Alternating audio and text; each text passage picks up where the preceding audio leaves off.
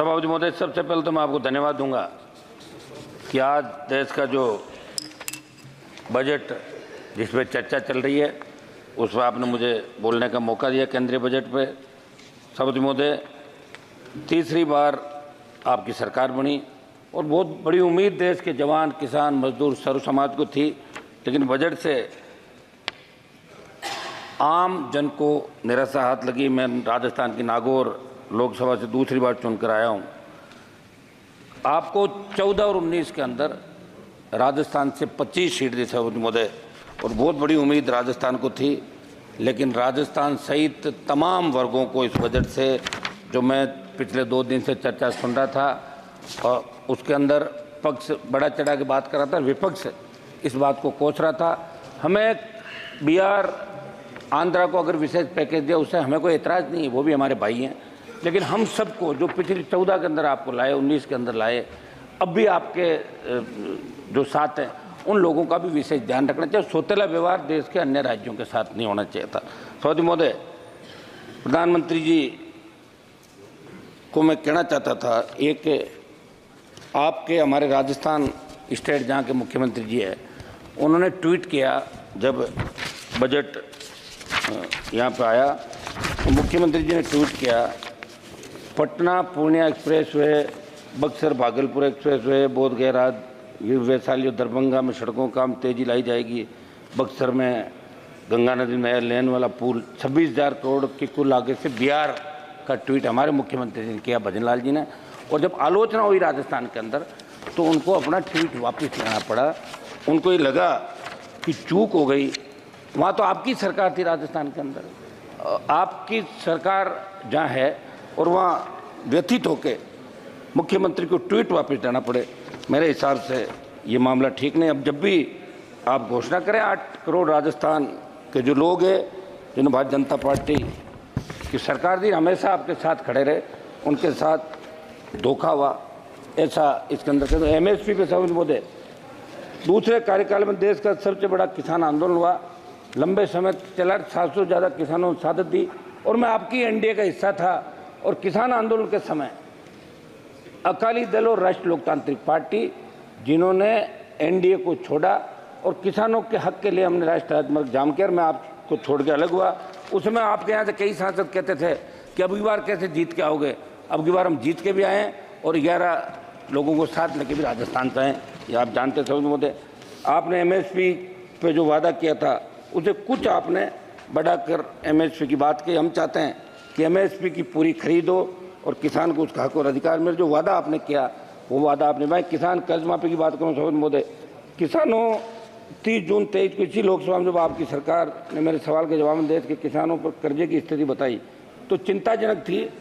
केवल मेरे राजस्थान के किसानों पर 1,47,538 करोड़ रुपये कृषि कर्ज बकाया है। इसलिए मैं आपके माध्यम से प्रधानमंत्री जी से अनुरोध करता हूं कि किसानों की आर्थिक स्थिति पटरी पर लाने के लिए राजस्थान सहित देश के सभी किसानों की कर्ज माफी करने का निश्चित रोड मैप बनाया जाए और ट्रैक्टर सहित कृषि उपकरणों को GST के दायरे से बाहर किया जाए। सभापति महोदय, जब आपने 15 लाख करोड़ रुपये धनासेठों का माफ किया, पिछले सरकारें कोई सी भी रही चाहिए, मैं कोई ये नहीं कह रहा कि एक सरकार की बात है, लेकिन किसान कर्ज माफी की चिंता किसी ने नहीं करी।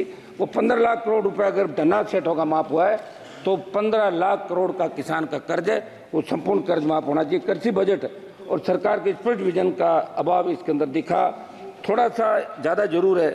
प्राकृतिक खेती जोड़ा जाएगा, वित्त मंत्री जी ने कहा, जरूरत पर आधारित 10,000 इनपुट रिसोर्स सेंटर के लिए 365 करोड़ रुपए का प्रावधान है, जो पिछले साल 469 करोड़ रुपए था, लेकिन खर्च केवल 100 करोड़ रुपए हुए। मैं सरकार से पूछना चाहता हूं कि प्राकृतिक खेती को व्यापक स्तर पर कामयाब उत्पादन प्रक्रिया करने का कोई पुख्ता पैमाना आपके पास है क्या? क्या इस विषय को लेकर आपने कभी देश के वैज्ञानिक समुदाय की राय ली क्या? सभापति महोदय, आज भी मैं प्रधानमंत्री जी का भाषण सुन रहा था, अग्निवीर की तारीफ हो रही थी। अग्निवीर के खिलाफ अगर देश के अंदर आंदोलन कहीं हुआ तो राष्ट्रीय लोकतांत्रिक पार्टी ने झंडे के साथ आंदोलन किया। जोधपुर में 2 लाख युवाओं ने बड़ी रैली की और चूंकि राजस्थान, हरियाणा, पंजाब, उत्तर प्रदेश और दिल्ली के किसान के बेटे हमेशा शहादत देते हैं, 20,000 फीट ऊंची पहाड़ियों पे 50 किलो गोला बारूद और 56 के साथ उन्होंने कारगिल के अंदर भी लोहा मनवाया। लेकिन अग्निवीर से हर कोई परेशान है। पंजाब के अंदर जब 2 अग्निवीर शहीद हुए और उनकी पार्थिव एम्बुलेंस के अंदर वहाँ आई तो लोग अचंभित हो गए, कौन आया कौन नहीं आया। उनकी न कोई पेंशन की व्यवस्था, न उनकी शहीद का दर्जा देने की बात। सभापति महोदय, मैं चाहूँगा कि प्रधानमंत्री जी एक मिनट सभापति महोदय, प्रधानमंत्री जी बड़ा मंदिर का हरियाणा का चुनाव भी आ गए और राज्यों के चुनाव आपके कई जो कैंडिडेट हारे थे बीजेपी को, उन्होंने कहा था कि अग्निवीर की वजह से हमारे अग्निवीर योजना को बंद किया जाए। सभापति महोदय, मैं मेरे 2-3 महत्वपूर्ण मामले में रख के जल्दी मेरी बात समाप्त करूंगा। अग्निवीर हम कोई आपकी योजना का विरोध इसलिए करें कि देश का जवान इसका विरोध कर रहा है। सेना का सम्मान कैसे हो, किस तरह लोग शहीद होने के लिए जाते थे, रोज हम पढ़ते हैं, लेकिन अब लोग सेना में जाने से कतराने लगे। मेरी मांग है कि अग्निवीर समाप्त करके पूर्व की भांति सेना भर्ती ले लिया। सभापति महोदय, मेरी ये कौशल विकास और बेरोजगारी की जो बात कही, 20 लाख युवाओं को कौशल विकास प्रावधान की बात कही, ये झुंझुना तो आपने पकड़ा दिया, लेकिन इसमें जो केंद्रीय नौकरियों में जो हमारे पद खाली है उनको भरने के लिए आप आदेश करें।